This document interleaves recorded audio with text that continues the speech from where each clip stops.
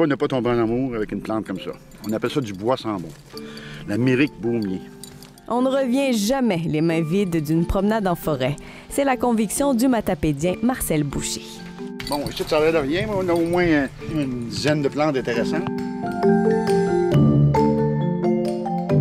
Le cèdre, ici, regarde, tu fais une bonne gelée avec du cèdre. La gelée de cèdre, tu fais tôt sur le matin, ça t'en met sur le piton.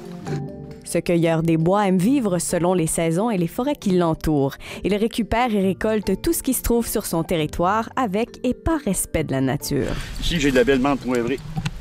Ça sent vraiment spécial. Ça, c'est une des meilleures épices qu'il y a là, dans le Québec présentement. Que ce soit pour la cueillette de fruits et de plantes, pour se nourrir et se soigner, ou encore de la récupération de matières brutes pour créer, chaque trouvaille forestière est pour lui une grande utilité.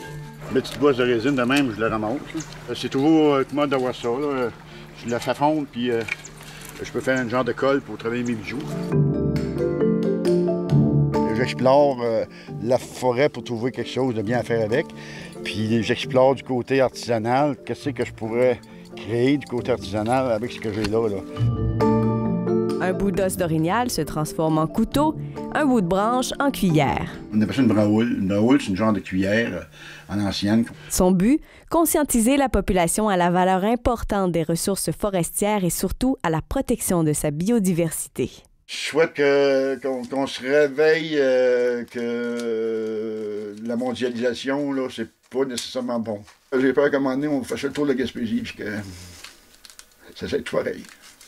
Le stencil, j'ai remis souvent avec une canne par jour, un bâton par jour. Ça, c'est un sapin qui est en train de mourir. Mais il va revirer en beau bâton. À un moment donné, tout le monde, il va falloir qu'il s'aille un peu au courant de ce qu'ils ont dans le cours pour être capable de manger ce qu'ils ont à avoir chez eux, puis de limiter les déplacements pour rien. C'est pourquoi il donne des ateliers de vulgarisation, de cueillette et de techniques de séchage de plantes sauvages, un partenariat avec la municipalité de la Matapédia. Je rentre dans les écoles, puis j'aimerais ça en parler aux 4e, 5e année, là, les allumer là-dessus, là, dire que la quenouille se mange, puis qu'on peut faire des bons plats avec ça. L'explorateur des bois fournit également les artisans avec la matière brute qu'on peut trouver en forêt. Ça sent la forêt. Ici Jennifer Boudreau, Radio-Canada, Amqui. Ici Bas-Saint-Laurent.